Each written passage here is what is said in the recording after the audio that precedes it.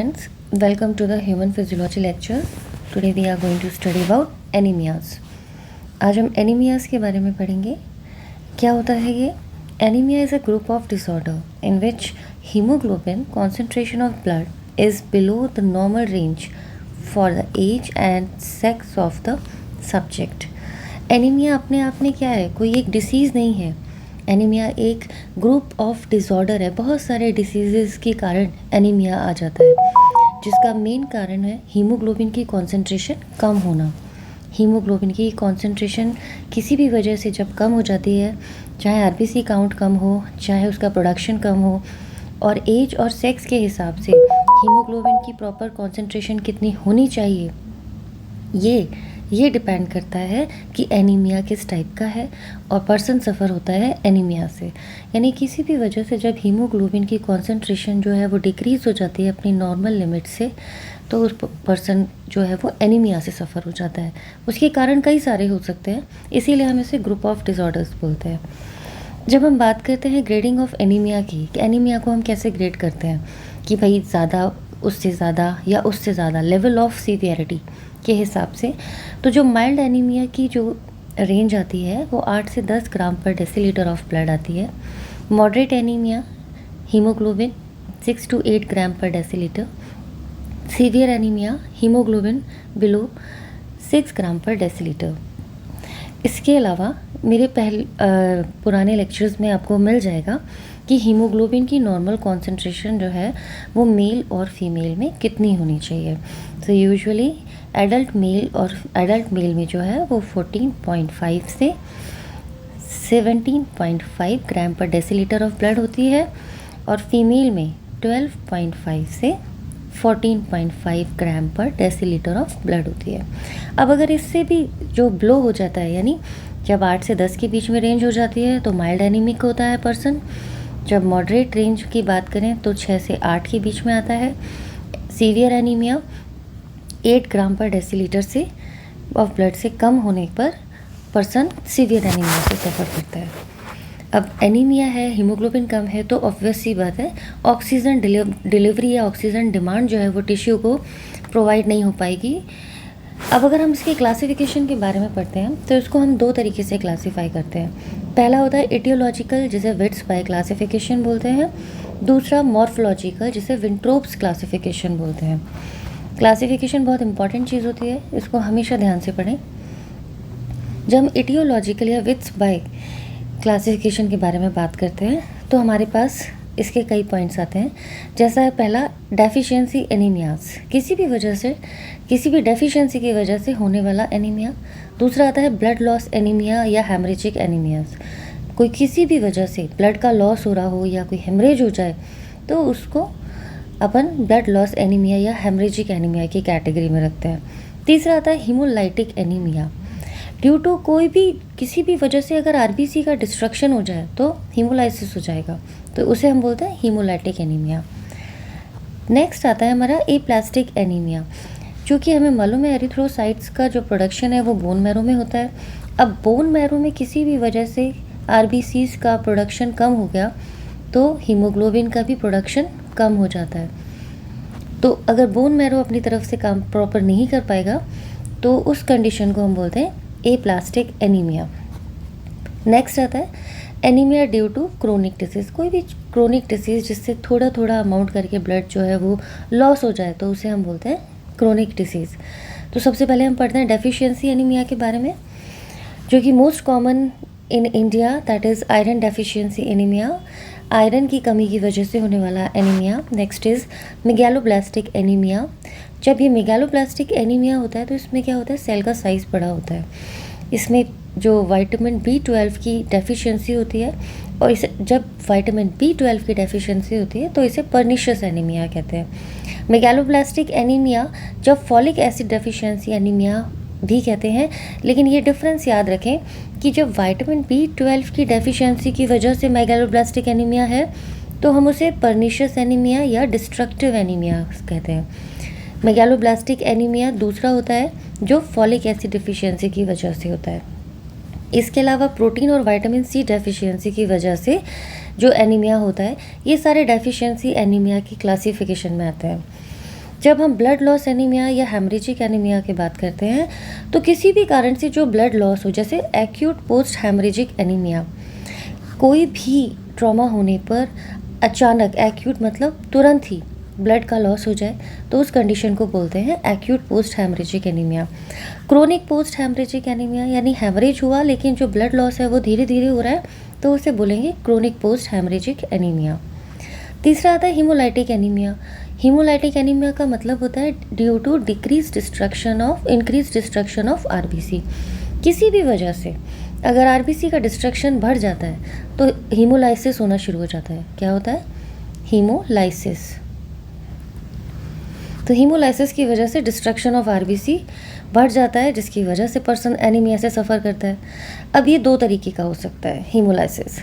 पहला होता है हेरिडिटरी, दूसरा होता है एक्वायर्ड। हेरिडिटरी मतलब पैतृक, जो हमें अपने माता पिता से मिलता है, जेनेटिक म्यूटेशंस की वजह से जो आता है। दूसरा होता है एक्वायर्ड, जो हम एनवायरनमेंट में रहते हुए ग्रैस्प करते हैं। तो जब हेरिडिटरी की बात करते हैं तो हम बात करते हैं, इसमें आता है थैलेसीमिया, जिसमें जो अल्फ़ा और बीटा जो हमारी चेन्स होती हैं, पॉलीपेप्टाइड चेन्स, उनमें डिफेक्ट होता है। Sickle cell anaemia, hereditary spherocytes. अब सिकल सेल एनीमिया में क्या होता है, जो आरबीसीज की शेप होती है वो सिकल जैसी हो जाती है, बाय डिस्क शेप हो जाती है, सिकल जैसी हो जाती है, हसिया जिसे अपन बोलते हैं ना, हसिया जैसी हो जाती है। तो ये जो चैप्टर है, ये आप इसके बारे में जो डिटेल में है वो आप मेरा हीमोग्लोबिन का वीडियो देखिएगा। उसमें सिकल सेल एनीमिया, फीटल है, हीमोग्लोबिन, इन सारे चीज़ों के बारे में मैंने विस्तार से बता रखा है। Next is hereditary spherocytosis. Hereditary spherocytosis का मतलब होता है, चूँकि हमें मालूम है कि जो क्या कहते हैं, आरबीसी की जो शेप है, जब वो डिस्क जैसी राउंड हो जाती है, जो कि उसकी कैसी शेप होती है, इस तरीके से बाइकॉनकेव टाइप, तो ये क्या होता है, ये आरबीसी एंडोथेलियल की पोर्स में से इजीली निकल जाती है। जब ये ऐसी, इसकी जो साइटोस्केलेटन होता है, साइटोस्केलेटन प्रोटीन डिफेक्ट की वजह से हेमरेज हो जाता है, तो साइटोस्केलेटन्स जो है वो उसकी शेप को प्रॉपर नहीं बना पाता, तो उसकी जो शेप है वो कैसी शेप हो जाती है, स्फेयर जैसी हो जाती है। स्फेयर ऐसी राउंड शेप हो जाती है, जो कि अपन की आरबीसी की शेप कैसी होती है, डिस्क लाइक, यानी आराम से वो किसी भी पोर में से निकल सकती है, पर जब ये राउंड हो जाती है तो ये नहीं निकल सकती। तो इसे बोलते हैं हेरिडिटरी स्फीरोसाइटोसिस। स्फीरो यानी स्फेयर शेप हो जाना, स्फीरोसाइटोसिस। तो इस कंडीशन में जो आरबीसी है वो जब भी पोर्स से निकलेगी फ्रेजाइल हो जाएगी। फ्रेजाइल का मतलब होता है टूटना, टूट जाएगी। तो इस कंडीशन की वजह से भी हीमोलाइटिक एनीमिया होता है। ग्लूकोज 6 फॉस्फेट डिहाइड्रोजिनेज, ये एक प्रोडक्ट है जो आरबीसी प्रोडक्शन में काम आता है। अगर इसकी डेफिशिएंसी हो जाए तो उस कंडीशन में भी पर्सन हीमोलाइटिक एनीमिया से सफ़र करेगा। नेक्स्ट आता है एक्वायर्ड। एक्वायर्ड में हीमोलाइटिक एनीमिया में, जैसे कि किसी भी वजह से हीमोलाइसिस हो, like malaria, snake venom, toxic effect of drugs, इनमें से किसी भी वजह से हीमोलाइसिस हो सकता है। हीमोलाइटिक एनीमिया इन स्प्लीनोमेगैली। आपको मालूम होना चाहिए आरबीसीज का जो डिस्ट्रक्शन होता है वो स्प्लीन में होता है, ठीक है। अब किसी भी वजह से स्प्लीन ओवर एक्टिविटी या हाइपर एक्टिव हो जाता है। हाइपर एक्टिव कब हो जाता है, जब स्प्लीन का जो साइज़ है वो बड़ा हो जाता है, जिसे हम बोलते हैं स्प्लीनोमेगैली। मेगैली मतलब बड़ा होना। तो उस कंडीशन में वो हाइपर एक्टिव हो जाएगा, लार्ज साइज हो जाएगा, तो क्या करेगा, मोर आरबीसीज का डिस्ट्रक्शन कर देगा। तो जब मोर आरबीसीज का डिस्ट्रक्शन कर देगा तो आरबीसी का काउंट जो है वो कम हो जाएगा, और जब आरबीसी का काउंट कम हो जाएगा तो हीमोग्लोबिन का काउंट भी कम हो जाएगा, और हीमोग्लोबिन का काउंट कम हो जाएगा तो पर्सन सफ़र फ्रॉम एनीमिया, ठीक है, हीमोलाइटिक एनीमिया। तो ये था हमारा हीमोलाइटिक एनीमिया के बारे में। नेक्स्ट आता है हमारा एप्लास्टिक एनीमिया। एक्सरे रेडिएशंस,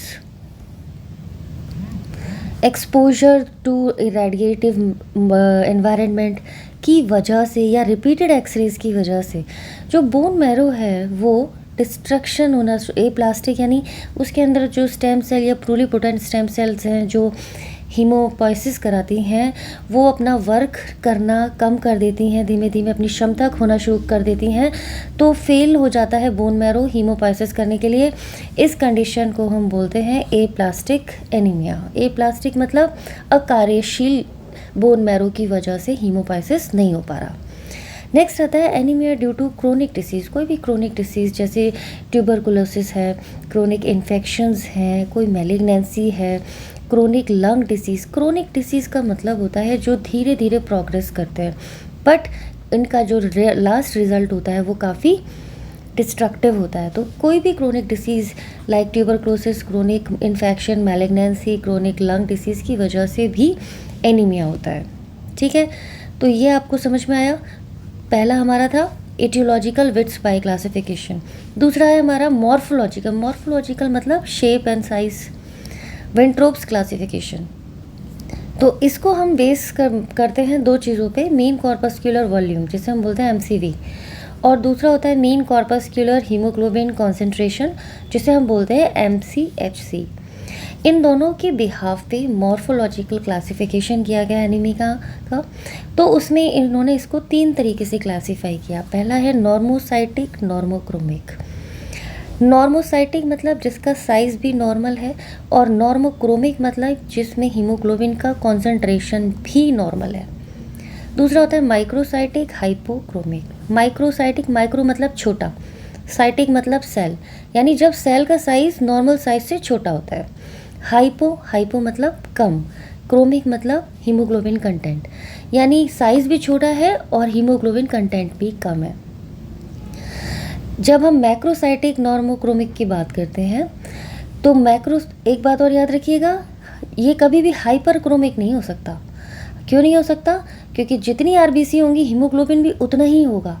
समझ में आया? तो हाइपोक्रोमिक हो सकता है, नॉर्मोक्रोमिक हो सकता है, पर हीमोग्लोबिन कभी हाइपरक्रोमिक नहीं हो सकता, ये हमेशा ध्यान रखिएगा। और तीसरे तरीके का क्लासिफिकेशन है मैक्रोसाइटिक नॉर्मोक्रोमिक, यानी सेल का साइज तो बड़ा हो गया, लार्ज हो गया।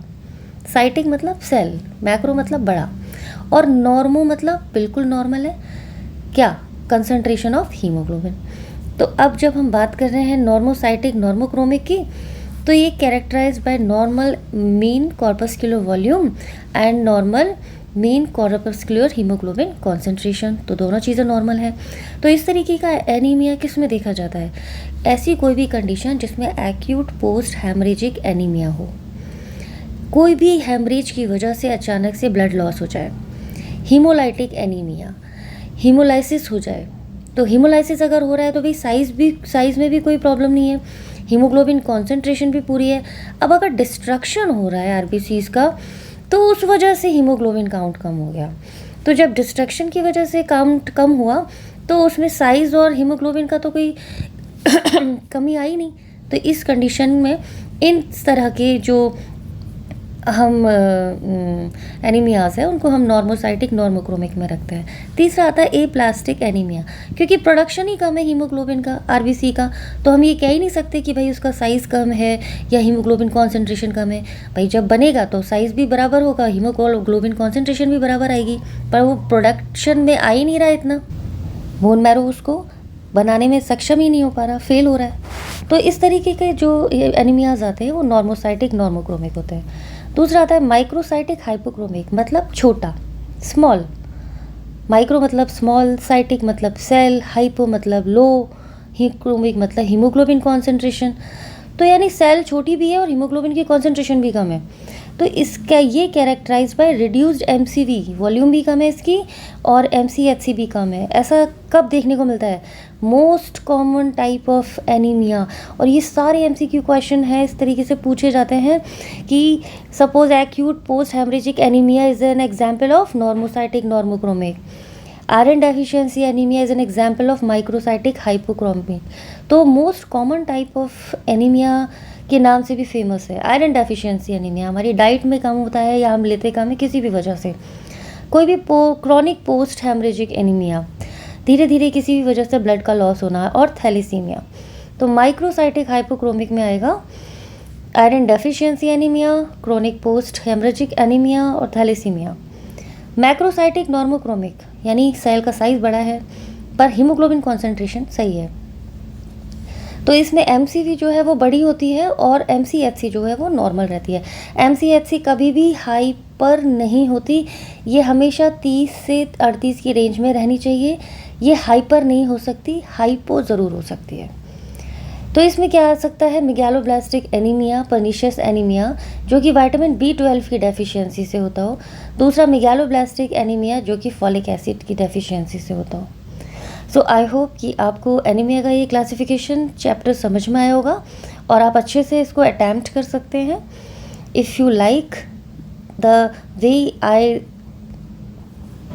I told my lecture to you, so please like and subscribe my channel. Thank you. Wish you all the best. I also share my link on YouTube. Thank you so much. Wish you all the best.